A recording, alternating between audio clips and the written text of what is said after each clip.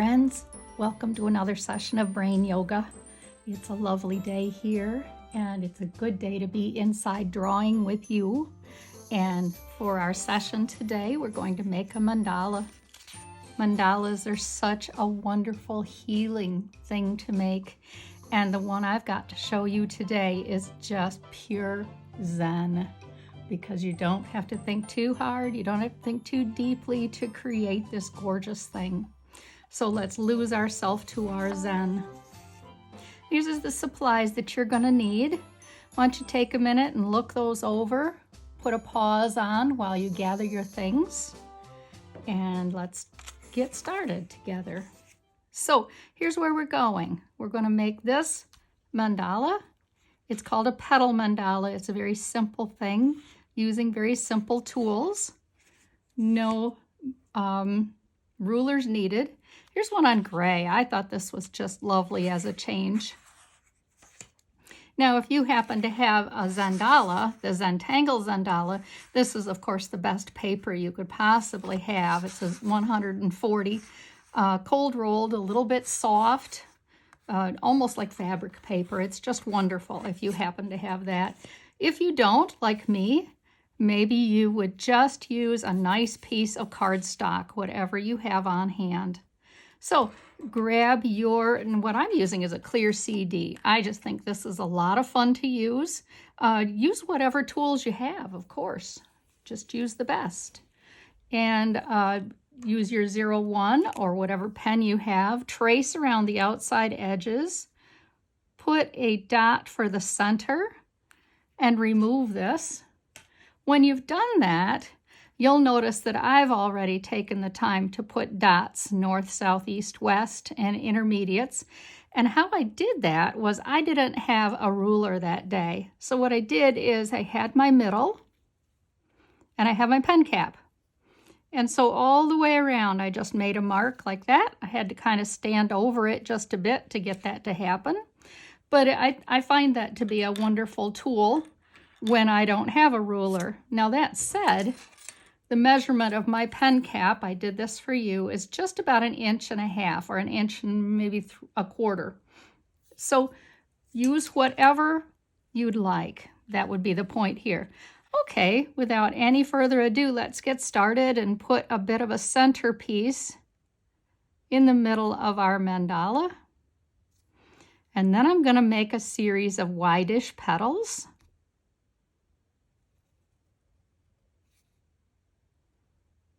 On one side, I'm choosing to put a line for interest. And another.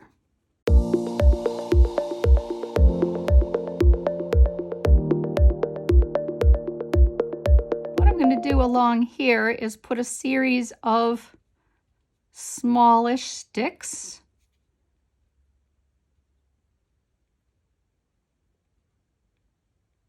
There's no erasers, no rulers per se, and no mistakes in Zentangle. If you find that your work does not look like mine, that's awesome. It shouldn't, because we don't look alike. We're not looking out at the same things.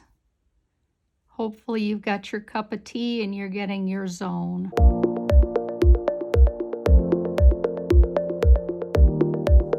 Petals look beautiful. I'm going to put a series of whiskers in the middle of each to give it a sense of a fold. Also helps create a little bit of fluidity and darkness toward the center where I want that to be.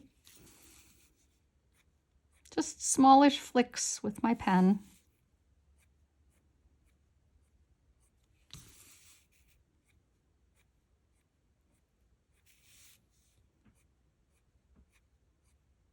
Very nice. So I'm going to switch to a little heavier duty pen here because I have one. And I'm going to put a stick in between and about 1/3 of the way up, or maybe I'd say more like 2/3 of the way up. Your choice, eyeball it. I'm going to put a stick with an orb on the top all the way around. This is a very common pattern in mandalas, a petal mandala. And you, of course, feel free to add whatever color you want to yours. I would always suggest that you take a minute and make a copy of your work before you put your color on it, just in case you change your mind or you want to try a different color scheme.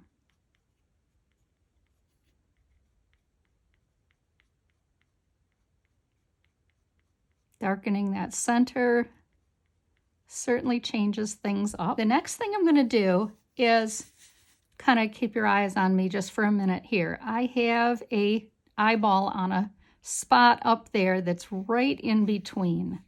What I'm going to do is come off of each side of these petals like that and back. And then I'm going to do this again all the way around. I haven't switched back to my 01, but that really doesn't matter. You should use whichever pen you have handy. And I kind of liking the way this looks, so I'm just going to stick with it. I can have wider lines in this area.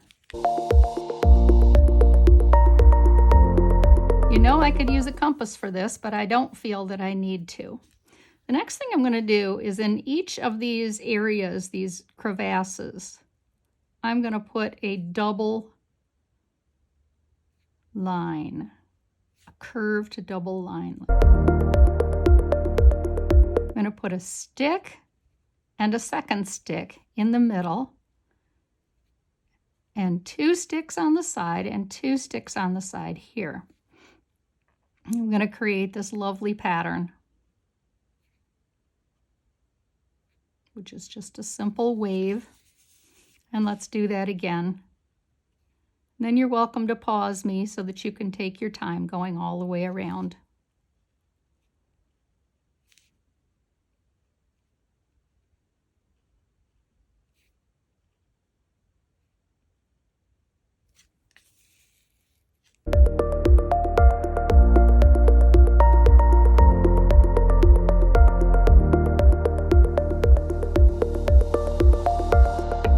So if anybody watching today can remember the name of this pattern, someone came up with it on tanglepatterns.com, but I have to tell you, I can't remember the name for the life of me.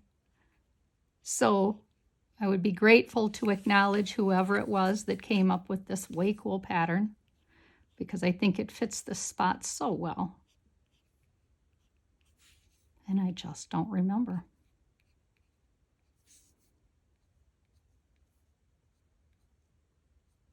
Again, I'm creating these little sticks here to give these flowers a sense, or flower petals, a sense of the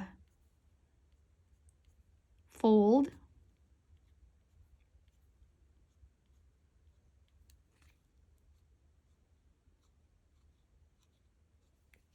All the way around.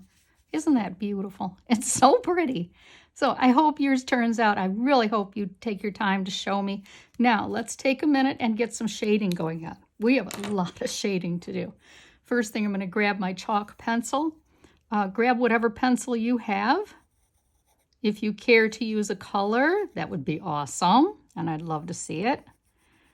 If you just care to, and you have the white handy, that would be lots of fun to see as well. I've also used Prisma whites, and that would work real nice too if that happens to be a color pencil that you have in your palette.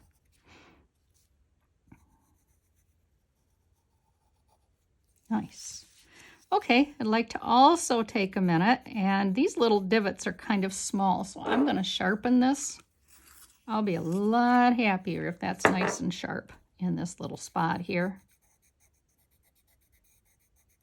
And I also will probably put a little white in these little fold marks.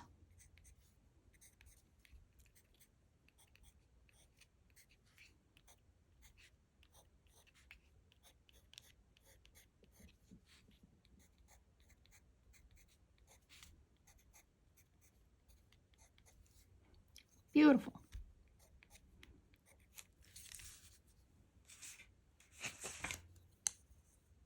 Switching over now, I'm going to grab my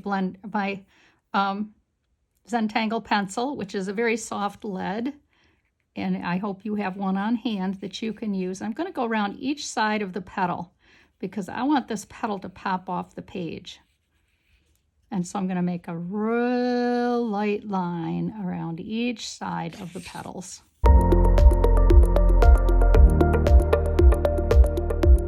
I'm also going to take just a second, and where these triangles are, I'm going to highlight them too. Oh no, I forgot. Oh well, I'm not going to do that today.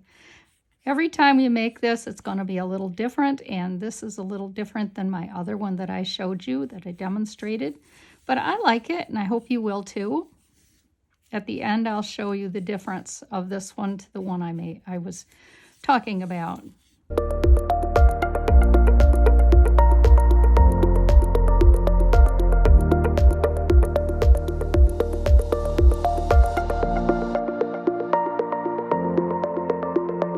So this is my effort to create a pillow effect. And by just going around these edges of the petals and the inside edge of this Mandala, this will serve to lift this whole thing and make it seem like a pillow, or maybe you'd say a lozenge. There we go. Beautiful. Grabbing my blender stump, I'm going to start with the white and I'm going to push it around.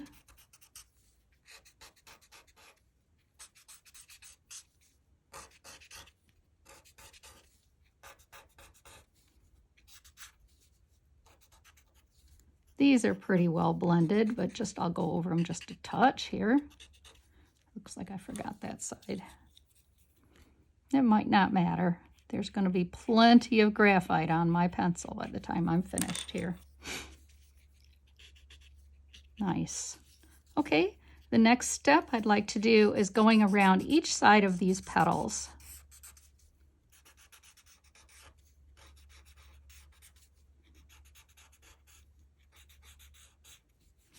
If you'd like to pause me here while I get all this graphite smudged on.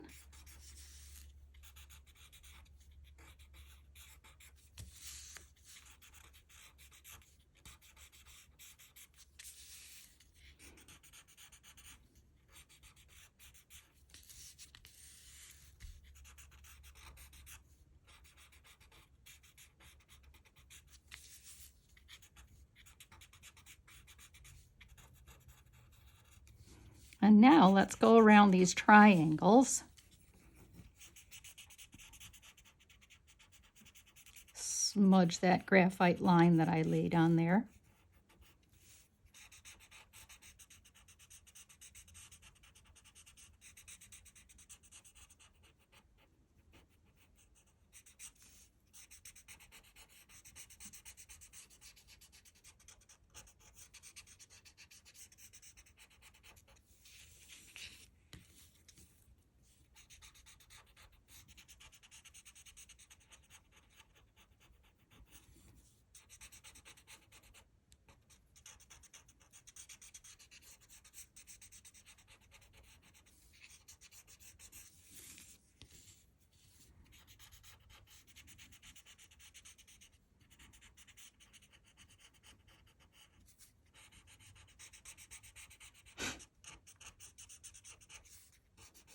That's what I thought. There's plenty of graphite on this blender stump.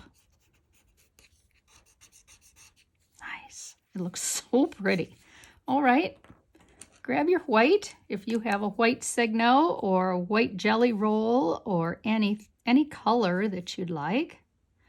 And let's add just a little bit of a white touch in each of these little fronds here, and then the same thing here.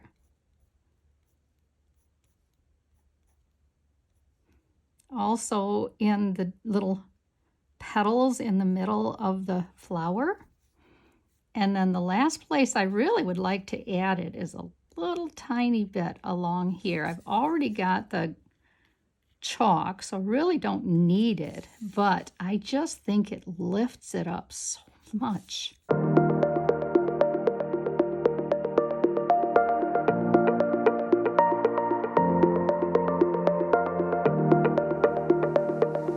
I hope you like yours as much as I like mine. I had so much fun working with you today. I'm going to take my pen just for a minute,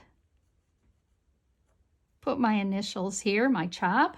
And the last thing I'd like to do is show you the difference of this one to this one. Do you notice here I made an extra triangle? Is that necessary? No. This looks just gorgeous too. I'd like to leave you with a quote, friends.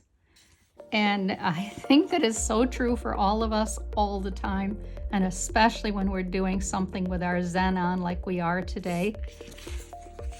Please take a second and like our video short and subscribe to my YouTube channel. I would just love to see the work that you're doing. My channel is Zen with Emmy. Thanks again. I'll talk to you another time for another lesson. Bye.